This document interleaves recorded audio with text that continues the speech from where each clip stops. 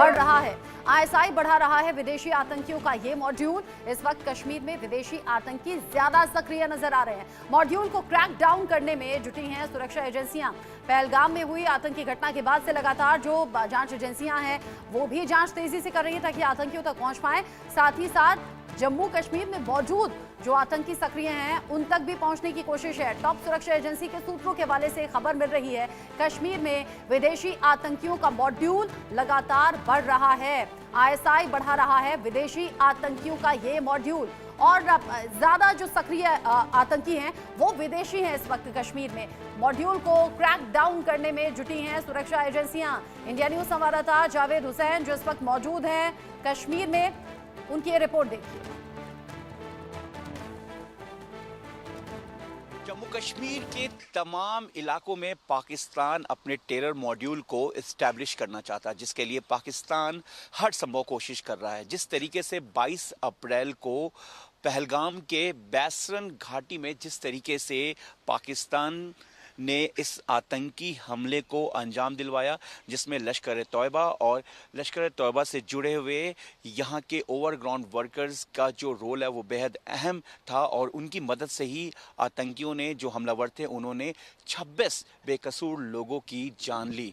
हालांकि इसमें कुछ लोग घायल भी हुए, लेकिन इस पूरे मामले में केंद्रीय जांच एजेंसी और सुरक्षा एजेंसियों के टॉप सूत्रों की माने तो फॉरेन टेररिस्ट यानी कि एफटी मॉड्यूल को पाकिस्तान की खुफिया एजेंसी आईएसआई और उससे जुड़े हुए तमाम जो आतंकी संगठन हैं वो कश्मीर को एक बार फिर से इस्टेब्लिश करना चाहते हैं। एफटी मॉड्यूल, एक जानकारी के मुताबिक सुरक्षा एजेंसियों के टॉप सूत्रों के हवाले से अगर हम बात करें तो इस वक्त सिर्फ 10 से बहुत कम जो आतंकी हैं जो यहाँ पर कश्मीर में वो रह गए हैं, जो कि एफटी से ताल्लुक़ नहीं रखते हैं। लेकिन लगातार ये जो संख्या है ये कम होने की वजह से पाकिस्तान एफडी मॉड्यूल को इस्टेब्लिश करना चाहता है।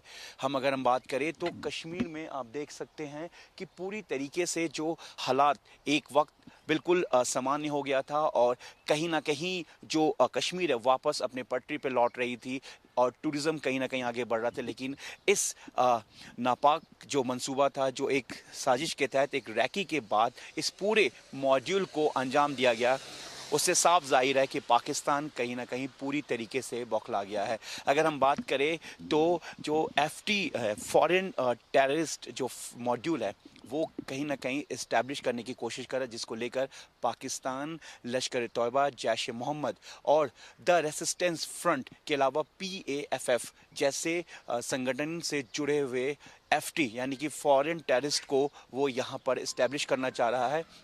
हालांकि साल 2022, 23, 24 की बात करें तो कई जगहों पे श्रीनगर के अलावा अगर हम बात करें तो बारामूला और इसके अलावा कई और ऐसी जगह है कश्मीर में जहां पर एफटी मॉड्यूल के आतंकियों को मारा गया है। लेकिन एक बार फिर से सुरक्षा एजेंसियों के हवाले से ये खबर है, उनके पास अगर हम बात करें तो उनके पास ये स्पेसिफिक इनपुट है कि पाकिस्तान की आईएसआई अपने जो दूसरे आतंकी संगठन है उनके साथ एफटी मॉड्यूल को एक बार फिर से कश्मीर में एक्टिव करने की कोशिश कर रही हैं। लेकिन वहीं दूसरी तरफ देश की एजेंसी और सेना लगातार ऐसे मॉड्यूल का खात्मा करते जा रही है और इस तरीके के जो मॉड्यूल को एक वक्त उन्होंने पूरी तरीके से जो एक्टिव हो रहा था उन्हें पूरी तरीके से रोका। लेकिन जिस तरीके से जानकारी मिली कि एक बार फिर से बॉर्डर के रास्ते